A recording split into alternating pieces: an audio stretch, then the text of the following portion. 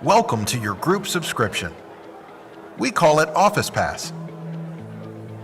It's the simple, cost-effective way to grant your entire team access to local news and business intelligence. Now, let's recap your group subscription access. You have access to every article. Find news either on the homepage or in our industry navigation. Connecting with decision makers is easy. Just find them in our People on the Move section. Our digital edition and book of lists are perfect research and prospecting tools.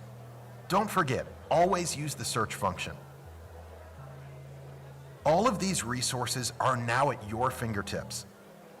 If you have any questions, don't hesitate to reach out to your dedicated customer success manager. We're just a call away. Good morning. Now I know all of you didn't hear that Office Pass video, because I'm happy to see you all are excited to be here in person and enjoying each other's company, and we are thrilled to have you here in person. But what that important video just said was that if you all are getting individual subscriptions at your office or your home, but you wish that more of your staff could have access to the information that you guys have, you can buy an Office Pass subscription that will open it up. It's less expensive per person, so it opens a business journal up to more and more of your staff. So make sure that you reach out if you want some more information about that. We've done some checking on different companies, and some people can open it up to almost double the number of people when they get an Office Pass. So take a look at that. Welcome, I'm Kira LaFawn, the Market President Publisher of the Milwaukee Business Journal, and I am absolutely delighted to be here today for the Holiday Sweater Milwaukee Business Journal Power Breakfast. And thank you to those of you who remembered and who are gladly wearing your holiday gear. Some folks came up to me and they said, "Wow, I see you remember to wear your holiday sweater." I'm like, I started this. I think I have to. So we'll keep doing it. It'll keep going every year. Don't forget, December is Holiday Sweater Power Breakfast. We're doing everything we can to make sure that our in-person events are as safe as they possibly can be. So for all upcoming Milwaukee Business Journal events, we're requiring full vaccination or a negative COVID-19 test and following CDC and Milwaukee Health Department guidelines. We're also offering a live stream. Hello, those of you on the live stream. At all of our events, come for the next forever if we need to.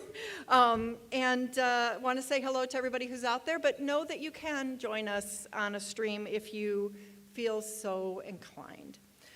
We'd also love your feedback on this event and all of our events. We'll be sending out an anonymous survey after the event. Please take a minute or two to just give us some feedback. We're taking this time to make a few little adjustments and changes in our live events, but we want to do that with information and intel from you guys and what you're looking for in your events. So please, Tiffany puts them together. I don't think it'll take you more than 2 minutes. So please fill that out. This time of year is always filled with anticipation of what is to come and contemplation of our past year. There is so much to be hopeful for here and around the world. Most of the business leaders that I have spoken with this year have experienced growth and are looking forward to even greater growth in 2022. The opportunities seem endless for next year and beyond. The biggest challenge that most people are talking about is the difficulty finding and keeping talent. The Bureau of Labor Statistics say that 4.2 million people quit their jobs in October. That's after 4.4 million quitting in September and 4.3 in August. There are 11 million jobs open in the U.S. today.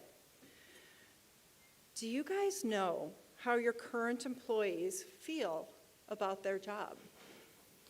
According to a study commissioned by Kane Communications, a full 50% of the working women in Wisconsin have considered leaving their job at least sometimes during the last year.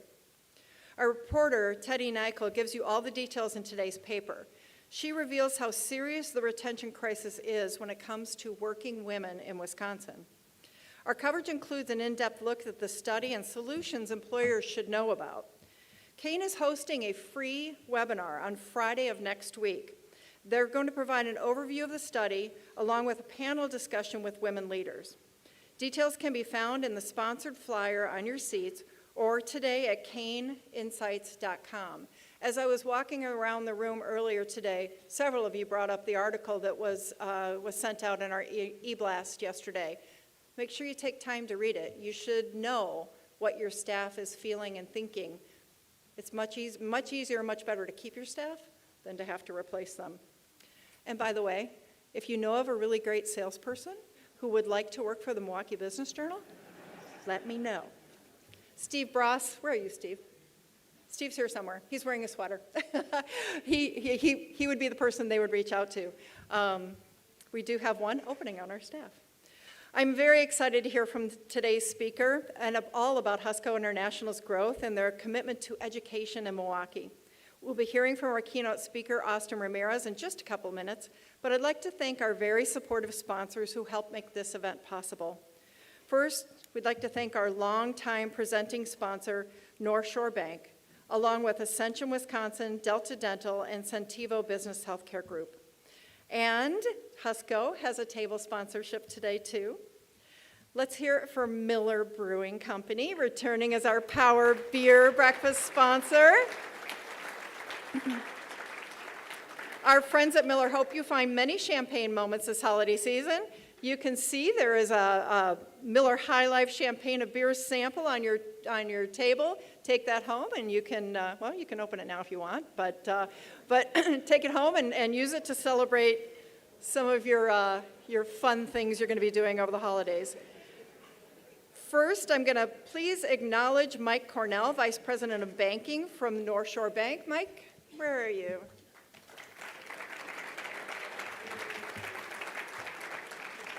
And now we're going to hear from Centivo. Please welcome Dave Orsterndorf, Chief Actuary. Dave?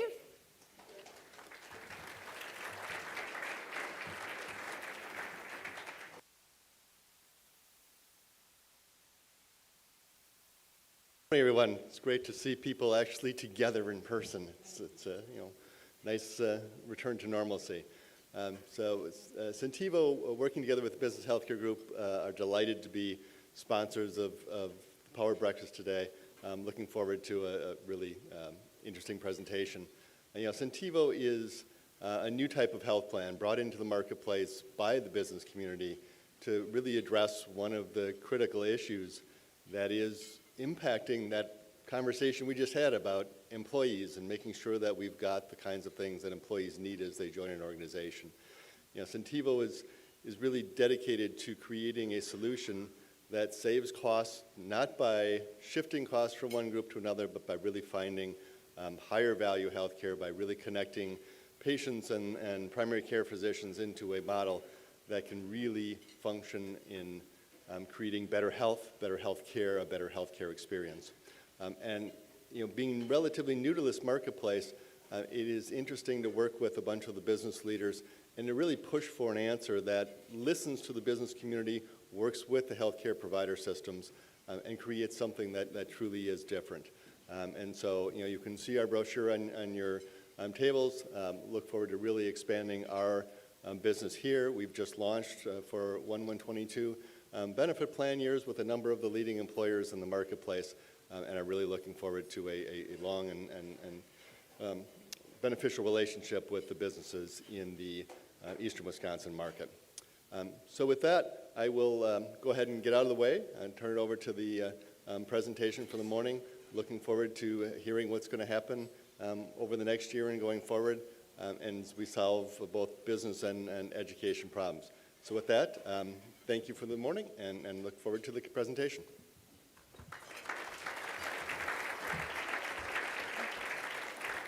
Thank you, Dave. Affordable quality health care, another way to hire and retain your employees. So thank you, Dave, and all the work that you guys do. Thank you to our dedicated partners for being here today, and to Kane Communications for jumping on with a sponsorship to promote their webinar next week. And now for our keynote speaker.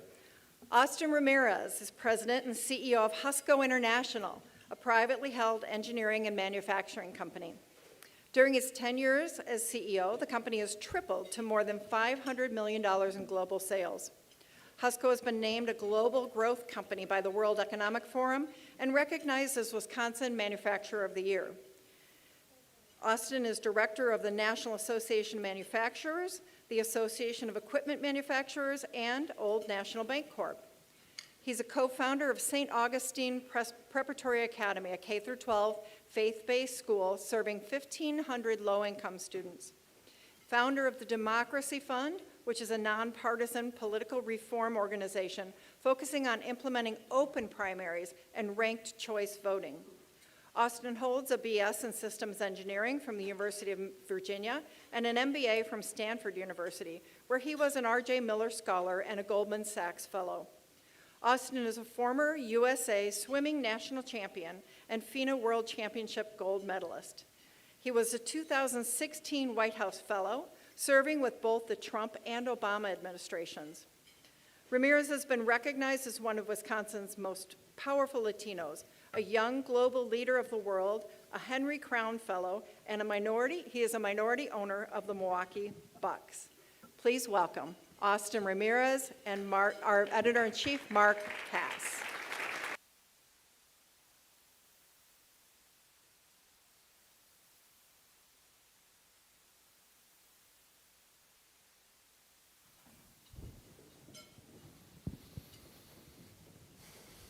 Wow, This is great, that was Mark. a long title and intro.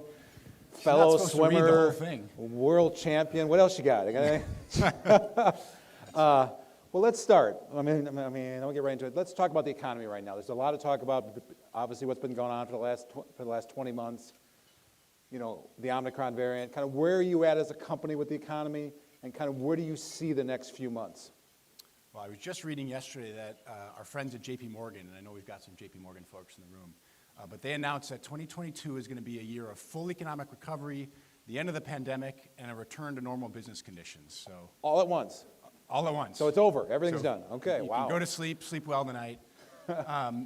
You know, look, I think there's a lot of good things happening in the economy, but I think 2022 is going to be a year of continued supply constraints. And I think that'll be true in supply chains. I think it's going to be very true with people. I think that'll be one of the biggest challenges for Husco and for employers everywhere, is just where are you going to find the talent, whether it's in manufacturing or in your offices. And I think the pandemic's going to continue to be a challenge. And I think inflation is going to be a big challenge. I don't think we've seen the end of that yet.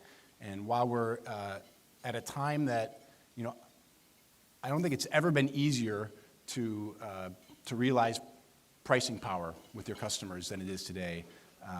It's still, you know, as a manufacturer in particular, it's a challenge not to get squeezed between rising costs and price pressure from your customers. Well, let's come in. I mean, I want to hit on a number of those issues, and let's start with the labor issue, because that's probably the one I hear about every day from almost every CEO I talk to. I can't find enough workers. Where are you at? How many openings do you have right now? And how hard is it right now? I mean, really, for you to find workers? Yeah, we've got about 1,500 employees globally. We've got about 800 in the U.S., and about half of those are in the office and half are in the shop. So out of the roughly 400 office staff we have, we've got about 50 openings right now, which is a much too high a number for us. It's a little bit lower in the shop. We've got 20 to 30 openings, but the dynamics are the same in both, where we're seeing wage inflation. Our starting shop wages have gone up 25% in the last year, and we're still struggling to staff up to meet our Up customers' to what are they demand. starting at? It depends what factory you're at, Right. but it's $16 to $18 an hour. Okay. And the Chick-fil-A down the road is paying $19, and the dollar store is paying $17.50, and we've just seen inflation everywhere across the wage scale. So how have you been able to see the employees in terms of finding them? What kind of methods have you used, and what's worked? Yeah, our biggest source, particularly of professional talent, is our intern and co-op programs, and we'll have 40 to 60 interns and co-ops working at Husco throughout the year, and we view that as an extended interview for them and for us, right? It goes both ways, and we tell that to our interns and co-ops when they join us, and that's probably the single biggest source of talent that we have, and it's really, I think, a competitive advantage for Husco, the size and scale of our intern program. But I tell you what, we're having to get really creative about how we think about professional staffing, and we now have a program where we go out into high schools, and we recruit high school students that want to study engineering in college, and we ask them to come work for us full-time, salaried employee with benefits, and we pay for them to go pursue their engineering degree online while they're working for us. And that program's just starting, but it's an example of the sort of creative things that I think employers are having to do to tap into talent earlier and earlier in their their career cycle, and to try to retain employees. So explain it to me. So while they're at work and they're working online at that point, or do they do that during off hours and work, or how does that work, and what kind of response have you gotten to that? Yeah, so it's a flexible program. We expect folks to work at least 20 hours a week, and then go to school online in addition to that. So we're paying for them to pursue their degree at the University of Wisconsin-Platteville, which has a almost exclusively online engineering program. So they're working for us, they're getting real work experience, they're earning a salary, they're getting their school paid for, and then they likely won't graduate in 4 years unless they come in with some advanced credits, but at the end of 5 or 6 years, they'll graduate with a degree and 5 or 6 years of work experience and money in their pocket. Oh, interesting. So let's talk about the impact of COVID and kind of how you run your operation, where obviously a lot of employers right now are looking at the vaccine, either the mandate or through the testing. How are you going to approach it? What kind of thought process really went into it? And how have your employees reacted to that? Yeah, I mean, I don't think there's been a day gone by that any of us haven't thought about COVID over the last almost 2 years now.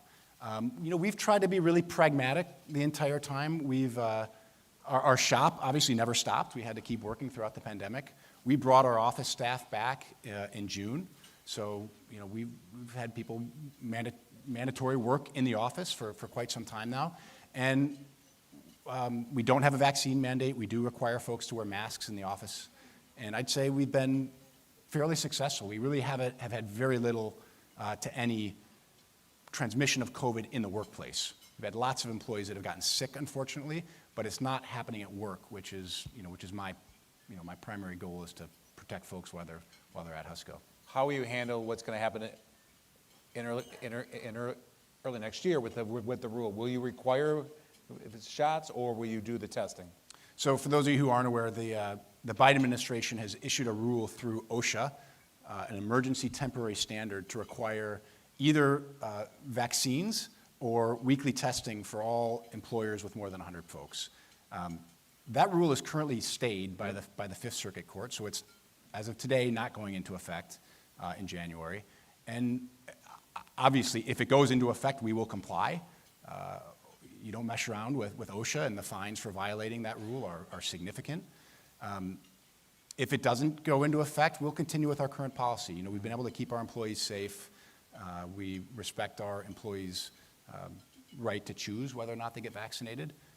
And if it does go into effect, I think the biggest challenge is going to be how do you actually administer this weekly testing in a way that meets OSHA's requirements? There's been very little information provided on that, and I know we at Husco, and I think a lot of employers don't yet know how they're going to actually administer and track weekly COVID testing for employees.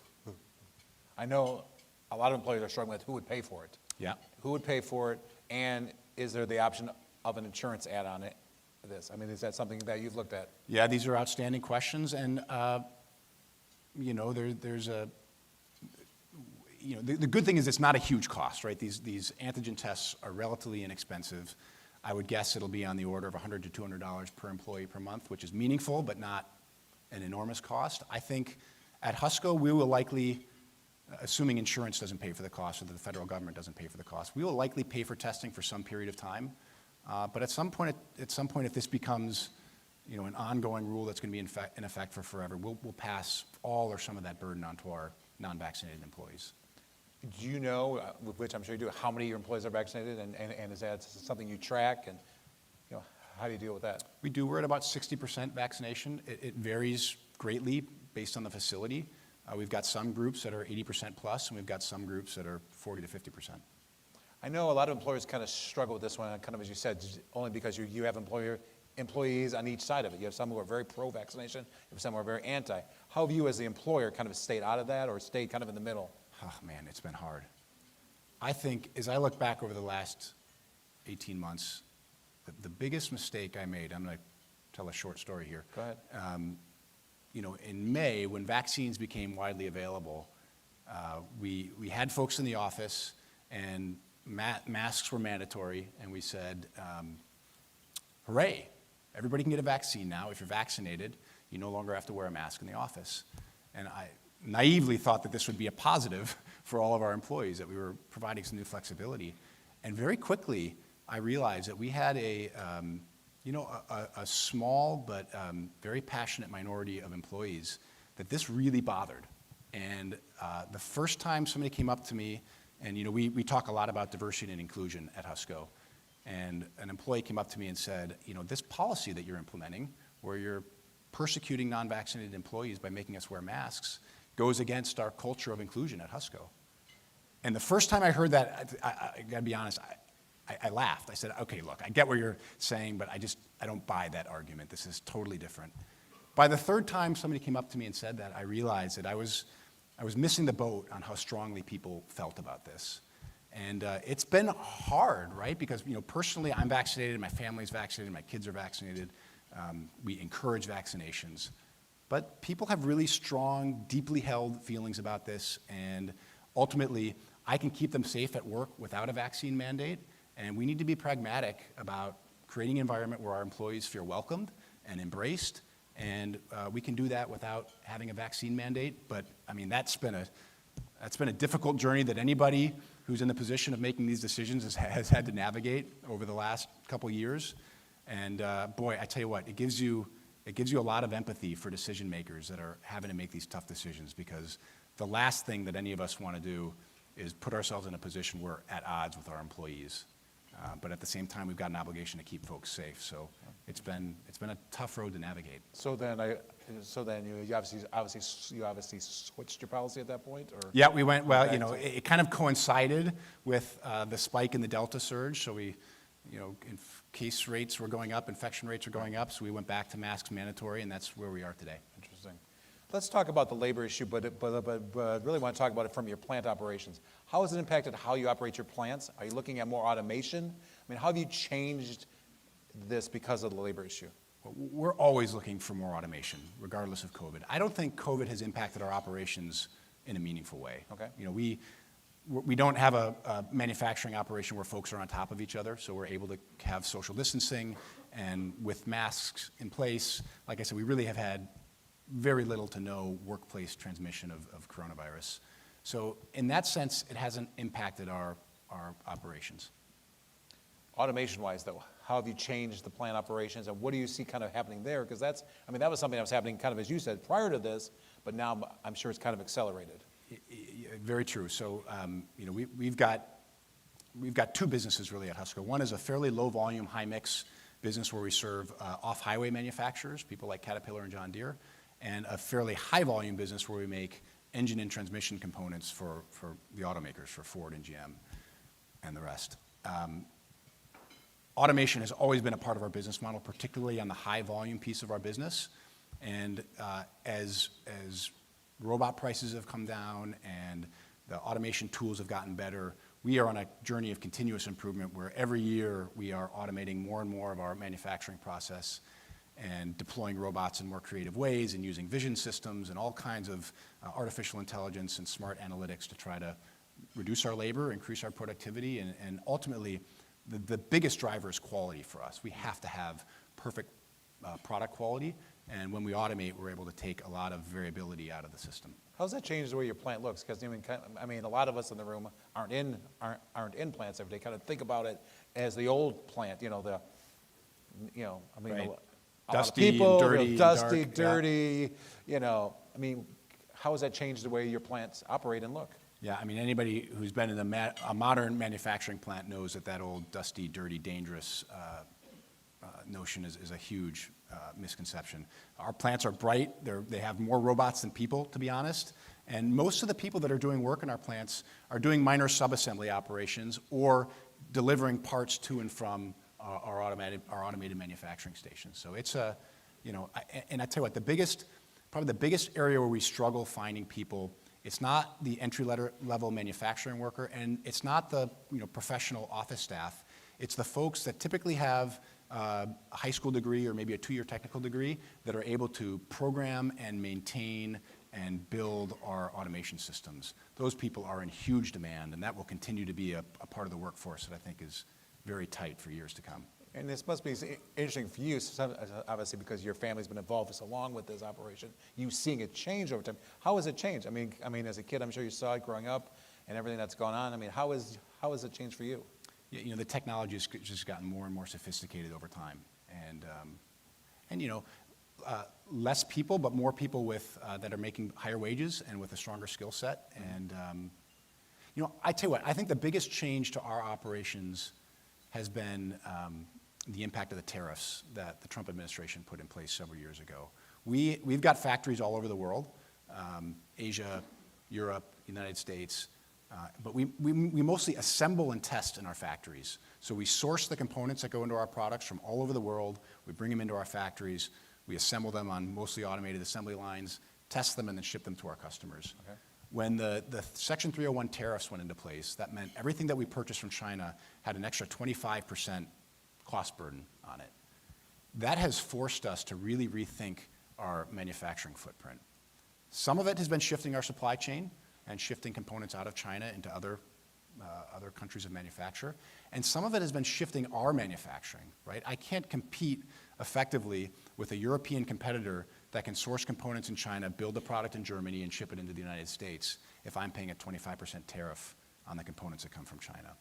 So unfortunately, we've had to really rebalance some of our manufacturing out of the United States, particularly for those products that don't stay in the United States. So historically, the U.S. has been our hub of manufacturing for really the Americas and most areas where we didn't have a factory. So we don't have a factory in Brazil. Brazil is a big market for automobiles and for construction equipment. Historically, we would provide those components from our U.S. factories. Today, we've shifted most of that manufacturing to our Indian facility simply because we can't afford to bear the burden of the tariffs and stay competitive. So I think rising global trade barriers, wage inflation, and just availability of labor in the United States is making the U.S. Marginally less competitive place to actually build products over time. And it's still, I think, the most competitive place in the world to design products. I think particularly here in the Midwest, we have got access to just fabulous higher education institutions, engineers in particular, and we can hire a world-class engineering organization. But it's harder and harder to compete effectively as a manufacturer in the Midwest, and that worries me a bit. And automation's a part of the answer to that, right. as is thinking about. So what are the other answers? I mean, how do we change it? I mean, how do we change other things? Well, we could fix the tariff problem pretty simply by eliminating you can make tariff a call barriers. on that, can't you? Yeah, I've made a few calls. They haven't worked. But it's really, and to be clear, in many ways, China has been a bad actor on the world stage, in many ways, but economically as well, right? They don't respect intellectual property. They subsidize state businesses. So I support an aggressive stance to combat China's unfair economic practices. But tariffs in particular put the burden on U.S. manufacturers, and they ultimately hurt U.S. consumers and the U.S. workforce. So I just think that's a particularly bad policy that has had and will continue to have a negative impact on U.S. manufacturing. You've talked a little bit about inflation and about the price issue. How have you handled that? Have you passed that on to your customers? What are you dealing with that? Because that's, again, that's something you see everywhere you go. You see higher prices right now. Yeah, so the first answer is we've worked really hard to get more productive and more cost efficient. I don't think any business's first answer can be, if there's inflation, we're going to go get it from our customers. So we have worked extraordinarily hard to be more and more cost effective. I would say in our off-highway business, our customers are at least somewhat reasonable. They understand the trends that are happening. And like I said earlier, there's never been an environment in my professional career where there's been such widespread inflation, whether it's commodities or labor or other things. So there's a stronger case now than ever before to pass some of the economic burden on to customers. And in our off-highway business, we've been somewhat successful in doing that. Boy, the automotive business is tough. I don't know if we have other folks here that are in the automotive sector, but I would say they are not reasonable in working with us and kind of navigating the economic challenges. And I think it will be to their detriment in the long run. If you're, as an industry, if you have a supply base that's not healthy, you can't be healthy. So, we're navigating it, but it's certainly a bigger challenge with some customers and with So others. automotive, you mean in terms of not accepting price increases and you can't really work with them on that, or trying to play you off each other, or how does that? Yeah, the former, right? I mean, Okay. the answer for all of our automotive customers is no. And it's no, and then it's no, and then we escalate, and then things get really difficult. And then ultimately, because these inflationary factors are just a reality that we have to deal with, and we just cannot absorb them all, ultimately you get to yes, but it just takes so much pain and suffering that it is not a whole lot of fun. The automotive business has to be a tough one right now just to be involved with because of all the issues of the supply issues and everything that's out there. It's funny. Yes, you're absolutely right. But the dealers and the automotive OEMs are, maybe not achieving the volume that they would like to have right now, but they're killing it from a profitability perspective because they're able to realize pricing and not implement all these incentives that they typically have to do to drive volume. So the OEMs are doing great. The dealers are doing great.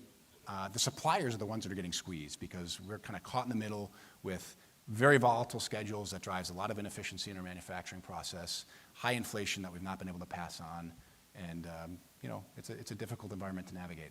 You've talked a little bit about how well Husco's been doing over the years, how you're growing, kind of what kind of growth plans do you have, looking at any expansions here in Wisconsin, kind of what are your plans for that? Yeah, we plan to continue to grow. We've got, we'll do roughly $500 million this year.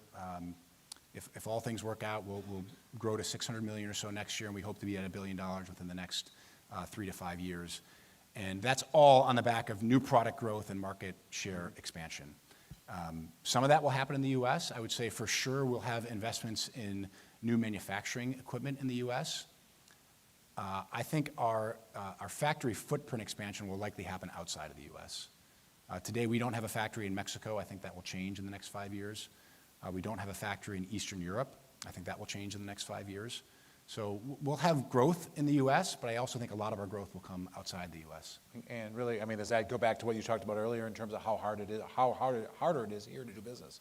Yeah, from a cost standpoint. It's both the ongoing quest to be cost competitive in a very competitive world, and just the fact that a lot of global growth will take place in emerging markets and places other than the United States. Interesting. Let's talk a little bit. I want to move on, and for you as a leader, you talked a little bit about how hard it's been to be a leader over the last 24 months. What's been the most eye-opening thing for you, kind of over the last 24 months, and what's the one thing you learned, kind of the one lesson you learned? Yeah, I go back to that COVID story. I've never had to deal with issues that were so emotional in the workplace as COVID has become. And that has engendered, I don't know, I guess I would call it a level of empathy or understanding for folks that just have different viewpoints than I have that they're having to bring to work. For the most part, we're able to keep politics and, really contentious things out of the workplace. Our job is to build a great business and to build an environment where people can have great careers and achieve their potential at Husco. And this COVID crisis has been the first time that we've just had to deal with issues that are really deeply personal and people have deeply held personal convictions about in the workplace. And I think I've learned, I'm certainly haven't figured it all out, but I think we've all learned a lot about empathy and how to, despite those challenges, have a workplace that is welcoming and productive and inclusive. Having operations throughout the world, did you kind of see it coming to the United States and maybe and maybe kind of prepare for that? I mean, I've heard from other leaders. And then how did you prepare for what was coming? Because I think a lot of people had heard about it kind of in March of 2020, what was coming, but didn't realize what, obviously what we all went through. Yeah, so we have a factory in China, and they got hit with COVID before we did in the U.S. I wish I could say that I saw that coming, and I adjusted our plans and had just a fabulous COVID plan in place when COVID came to the United States. But the reality is, I think I stopped shaking hands maybe 2 weeks before everybody else did, and I was getting lots of funny looks back, if you remember, in early. You're doing a lot of fist bumps. Yeah, right. Lots of fist bumps and kind of other ways to say hello, but we didn't. To our detriment, we did not prepare perhaps as well as we could have, given the heads up we had from seeing it in our China facility. Let's talk a little bit about education. Your family has been tremendously involved in education. Let's talk about why why you think it's important, and then I want to talk about the school. But first, let's talk about why. Why is your family so involved in education here? Yeah, education has always been an issue that our family has cared about. And just to give context, I think most people know this, but I'm the second generation family CEO of Husco. Husco was purchased in 1985 by my dad, who's here in the audience. And so I've kind of grew up around this business and now had the opportunity to steward it for hopefully the next generation. My dad immigrated to the United States from Puerto Rico, and my grandfather was an Army officer. And I think my dad credits a lot of his success in life to the opportunities that he had, despite not having a lot of wealth or connections, to get an outstanding education, starting with public high school in Coral Gables in Miami. He went to Georgia Tech for college and on to Harvard Business School. And so he's always carried with him this sense of obligation for making sure that the next generation got the same opportunities that he did for success. And so ever since I can remember, education has been something that we talked about in our family. My mom's a teacher. I've got 2 sisters that are involved in education. So it's always been an issue that we've cared about. And you cannot exist in this city without seeing and feeling the deep disparities that we have in opportunity for our young people. And it is just something that we as a family, and I think we as a community, cannot accept. It is not okay to have the levels of disparity that we have between particularly our urban minority kids and our suburban white kids. And we just find it unacceptable. So that's been an issue we've been working on for decades. Gus has been involved with it before I was. And the school was an outgrowth of that, right? Okay. I think. Maybe talk about how the school came about, and how hard it was to do. I mean, he and I have had this discussion about it was not as he has told me before, you're trying to hand out $50 million, and it was not an easy process. Yeah, and to be clear, I take no credit for the vision of the school. That was really Gus and Becky's vision. And in fact, when he first brought the idea to me, I said, "Are you crazy? You're going to do what?" And I've obviously become a full-throated supporter. But I think where it came from was having spent, like I said, decades working on education. And while we have bright spots outside of Aug Prep around the city of Milwaukee, we haven't seen systematic change in the city in the decades that at least the Ramirez family has been working on the issue. And I think he finally got to the point, he was getting close to 70, and said, I may not live to see systematic change in Milwaukee, but I could build a school, and I could make it an example of what we can do with urban education and really serve kids with a very high degree of excellence. And that's where the idea started, and like he's done with everything in life, my dad, developed an objective and then got rid of all barriers in his way to achieving that objective. I like how you said that very nicely. And as a family business member, you learn to navigate these things, hopefully with a little bit of grace. But I am so inspired by what Gus and Becky have done, and we've got some members from the Aug Prep team here today. And I will tell you, they are just fabulous. And my sister Abby runs a school now, and I am so inspired by her leadership and the leadership of that team. If you think running a business over the last 2 years has been hard, think about running a school, right? I mean, it has been an impossible job. You've got somebody mad at you every day, and yet, with an extraordinarily high level of excellence, they've served our kids, and these kids have grown and thrived, and I just give them so much credit. And it is not easy. I mean, we had a crisis last week at the school that could have been a disaster if not for just the extraordinary response of our team. And I'm so proud of them and just so proud to be associated, even in the small way that I am, with supporting the work they're doing. But it's already talked about expansion. You guys already are expanding the school. It's gone well. Can you maybe talk about kind of the future plans as far as you know? Yeah, so we've got about 1,500 kids today, and we announced a phase 2 expansion of the school that will take a couple years to construct, but we'll grow from 1,500 to roughly 2,400 students, which will make us, I believe, the single largest school in the city of Milwaukee. And just to brag for a minute, you know, the school's been in operation for 4 years, and the state report card just came out a few weeks ago. As an aside, the state report card has got lots of problems associated with it that we maybe won't go into today. But Aug Prep was named the #1 K-12 school in the state of Wisconsin, 4 years after opening.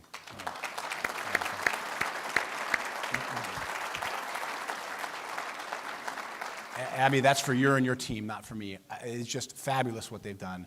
So we, you know, the family is just committed to helping expand the work we're doing at that school. So we're going to build a separate set of buildings that'll allow us to grow across the grade range. We'll grow the most in the high school, Okay. but we're a K-12 school, and we're going to grow the entire pipeline and serve more kids and hopefully, you know, be educating the future leaders of this city. Someone told me the other day they thought the expansion was actually getting larger. I mean, have you gone? Have you made it bigger? Have you You've talked to Gus. I mean, things grow over okay, time. so the plan started here, and now the plan is this. Is that what Yeah, the number of students that we'll serve hasn't changed. We've decided to add a performing arts center and some other amenities for our kids that are just going to, again, take the level of experience that they're getting at Aug Prep and hopefully raise it another notch.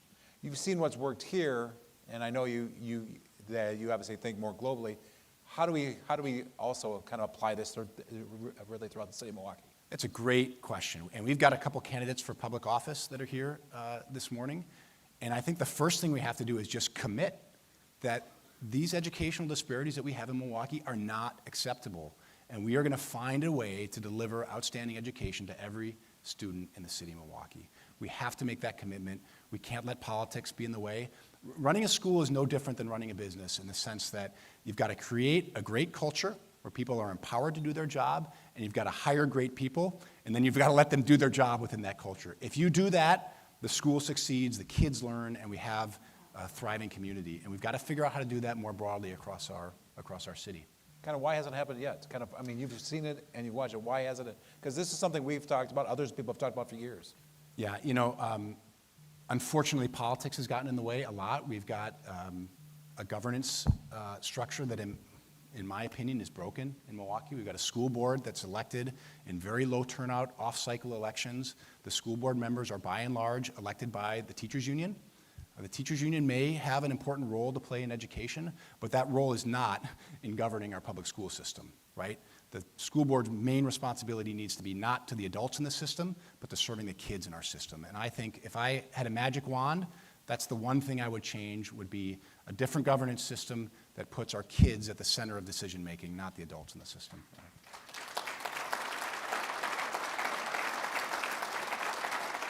You obviously have had some interesting experiences, and I know one of them you and I have talked about in the past is your experience as a fellow out in Washington, working for both the Obama and the Trump administration. What was it like? And kind of what was the difference? See, there's a reason you all got beers this morning, because these are the stories that have to be told over an alcoholic beverage. So now open your beer so he can tell me the real story. So what really went on at the White House? Yeah, I will say it was a fabulous experience. Getting the opportunity to go serve in the federal government was really, it was eye-opening for me. I really am appreciative of the opportunity I got to go do that. If I have one positive takeaway from the experience, I worked in 2 administrations of the National Economic Council, so it's a small group of White House employees that are responsible for developing and then implementing the president's economic agenda. And these 2 presidents could not have been more different. You probably love one and hate the other, and it really doesn't matter. They were very different. But I tell you what, if I could put their national economic councils together in a room, in about 3 days, they would have a comprehensive plan for the economy that they would agree on maybe 80% of, and it would allow for our country to be more thriving and more equal and more wealthy and take us forward into the next generation in a positive way. So the point being, there's a lot of consensus behind the scenes that you don't see if you're just watching MSNBC and Fox News. That was a huge surprise to me. I did not expect that. I expected that they would be totally disparate, non-overlapping Venn diagrams of economic policy. So despite the fact that there's a lot of consensus around policy issues, our federal government is unable to deliver on these things that we all by and large agree with, right? That was incredibly frustrating to me as I served across these two administrations. So, my takeaways as I left my year in DC and came back to Milwaukee was, we got to do something about that. And it's not a self-correcting problem, right? It's not a new president that's going to solve this. It's not the next election. We've got to fundamentally rethink the incentives that are built into our political system. And in particular, the fact that our primary elections is the most important election today. That is the election that elected officials think most about, and I'm talking primarily about Congress right now. Most districts are safe, either because they're gerrymandered safe or just because we tend to live by people we agree with. That means that the general election is secondary. Your threat, if you're in Congress today, is from somebody on your party's ideological flank. That's who can beat you in a primary. Only about 10% of voters vote in primaries. They tend to be the most ideologically activated. What we need to do is get rid of that dynamic, and our proposal for Wisconsin, and we've got initiatives in several other states as well, is to implement open top 5 primaries, so you no longer have a separate Republican and Democratic primary, but one primary. The top 5 vote getters proceed to the general election, and then you use ranked choice voting to pick the overall winner. Without getting into all the details, essentially what that does is takes the power away from the primary voter and puts the power in the hand of the general election voter. I think if we do that, even without changing a single person that's in Congress, their incentive structure would look different, their behavior would look different, and we would at least, it wouldn't solve everything, right, but we would make a step change in the productivity and the effectiveness of our federal government. So what kind of response have you gotten here in Wisconsin to that actually happening? Have you made progress? We've made a lot of progress. We had a bill that got introduced with broad bipartisan support, and I think it's important to point out that these reforms are nonpartisan to their core. They do not advantage one party over the other. There's other reforms that, gerrymandering is a good example. Redistricting in Wisconsin, regardless of what you think about the fairness of how we draw our districts, if we change it, it will benefit one party and hurt the other. So there's built-in opposition to changes in redistricting. These election changes don't have that same effect. They won't turn a single red district blue or a blue district red. They will hopefully just align the incentives so that our politicians behave better. So we've got broad bipartisan support for a bill. We've got a hearing with the Senate Elections Committee next week. And I think this is something you're going to continue to hear about. I'm not sure it's going to get passed this session. Likely not. It's still a pretty new concept for most legislators. But boy, you'd be hard-pressed to find a person that would say our federal government is working at its peak potential. I don't think I've ever heard those words in a sentence. Yeah. So, most people, when they think about this, it's usually a little bit confusing at first, but when they think about it, they understand the concept and they see the need to make some changes that are going to allow our elected representatives to serve us better. I got to go back to the White House, though, and I got to ask for kind of your most interesting story, most interesting observation, whether it was Obama or Trump. Just what was your most interesting thing that occurred while you were there? This gets me on very thin ice. This is all, don't worry, this is all off the record. No one's watching online or anything. Right. Don't worry about that. You got to. All right, so I'm not going to tell a great story. I'm sorry.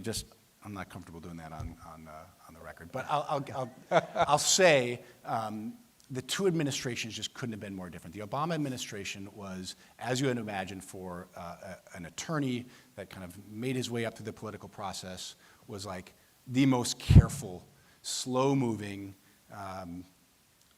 process-driven organization that I've ever been in. Like everything, you got to write a memo that gets approved by 17 layers, and then maybe the president will hear it. And it was just so constrictive and so slow and so controlled.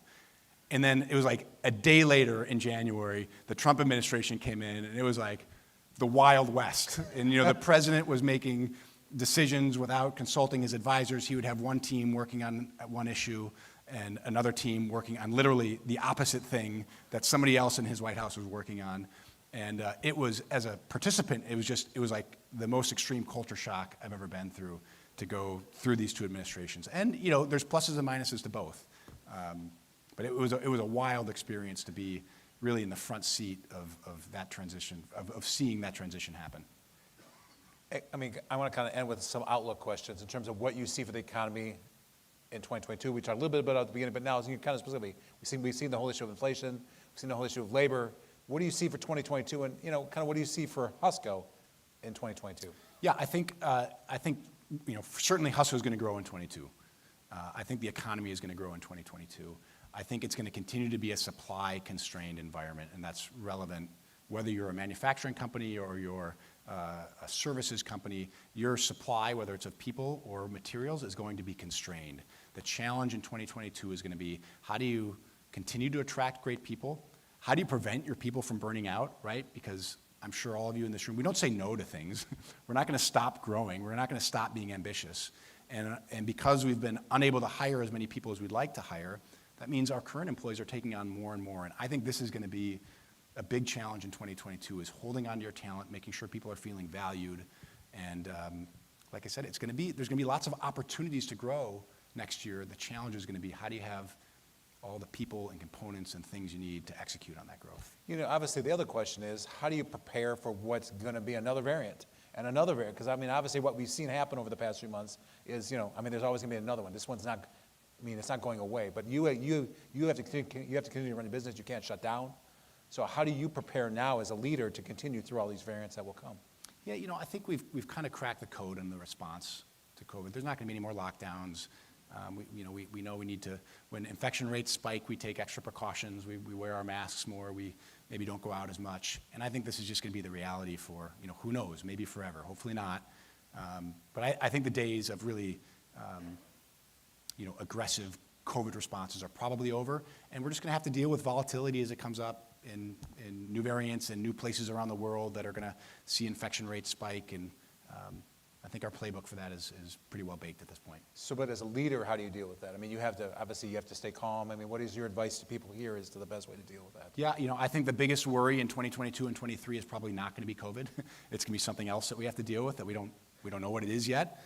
And so I think the challenge for the leader is what it always is, which is to create a culture for your employees where they feel safe and valued and can be productive. And, like I said, I think holding on to your best people is going to be a big challenge as we go into 2022. One of the questions I haven't talked about, and you brought it up earlier, was the whole issue, and it's a big issue in Milwaukee, and really it is inclusion and diversity. It's something you've worked on. Have you seen some efforts there? Are you happy with them? What else needs to be done in Milwaukee to ensure more of that? Look, I think there's lots of issues that impact the disparities that we have in this community. There's crime and poverty and broken families and substance abuse. So I don't mean to make this sound simple, but I think at the root of all of it is education. If we can solve our educational inequalities, that will trickle up through the rest of our community. And so that's really where we focus our energy. As an employer, we obviously, like all of you in this room, we're really working hard to make sure that we are creating an environment that's open to everybody and that our recruiting process is out finding diverse talent across our community. And I think there's been a lot of momentum building to that. The MMAC has got their Region of Choice initiative. And so I think there's a lot of good things happening in the community that will help break down some of these barriers and inequities that exist. But until we solve the problem with education in Milwaukee, I think it's going to be hard to move the needle in a meaningful way. Let me end with just one advice you'd have for one thing that's worked for that effort, in terms of you recruiting and you bring in employees to make your employee base more inclusive. In the last year, we've done a much better job of managing our diversity and inclusion processes. I would say we maybe, I wouldn't say paid lip service to in the past, but it was like a nebulous initiative that we didn't really measure or manage. And now we much more carefully are tracking our diversity hiring, our diversity retention, our diversity promotion rates, our engagement survey results across different groups of our employee base, and we're managing it much more closely. And I think, that old adage of if it doesn't get measured, it doesn't get managed is true. And it's true with diversity and inclusion as it is with anything else. So I guess that would be my piece of advice on that topic would be come up with metrics, manage them, and hold your people accountable. Now it's time to have some fun. You didn't think all this was for us, did you?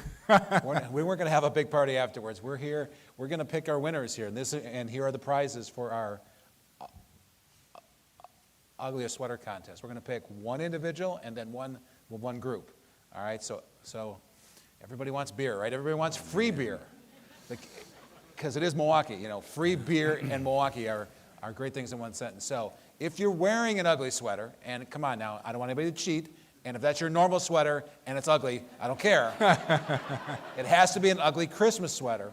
Let's stand up at your table so Austin and I can see, because he and I are going to pick the winners right now, and we're going to hand out your prizes. So you got to stand up. Don't be shy. People in the front row, if you're wearing an ugly sweater, you got to stand up. I got to stand up. Let's go. Come on. What you don't want is you don't want me calling you out. Because I will call you out from the stage. So, all right. So we're going to pick one individual, Austin. What do you think? We can't give the beer to the Miller table, We can can't give the beer to the Miller table. That would be There's wrong. certainly Okay, contenders. so there's the first people out. Okay. This is like heads and tails. You're out. You lost. You won before because you brought the beer, so you're always our friends. But so now let's do the one first, don't you think? What do you think? Who do you got? I mean, I think I have to recuse myself from this decision. I've got the Husco team over Oh, here. yeah. I don't know. I'm thinking like the guy in the hood. I agree. The Christmas hoodie. All would right, the take Christmas prize hoodie in my attempt. book. Come on up. Yeah. All right. So you get one of the cases of beer here on the end. Congratulations. And now a table. Now keep standing. Stand up. I didn't tell you to sit down. You people don't listen well. Stand up. We got to pick a table. I don't know. I mean, as much as I love Husco, they got to get to the coordination. I got to go to the and lights flashing, the working together. Just talking. I mean, I'm sure you guys had a meeting about this before you came here today. With their emails, with their Zoom calls. Oh, yeah, there were lots of them. All right, I got to go with this table right here. All right. There you go. So one case of beer for everybody. Austin, great, thank you. Thank you, Austin. very Thank much. you, Mark. Thank you so much for all the great work that you, Austin, you and your family do for our community, and to be leaders in the education and political field we find ourselves in. So thank you so much. And thanks to all of you who played along with my crazy ugly sweater game. Yes, every December we do this. Everybody who came out and said, I forgot. December Power Breakfast, holiday sweaters. There's beer. So we have a couple of quick announcements.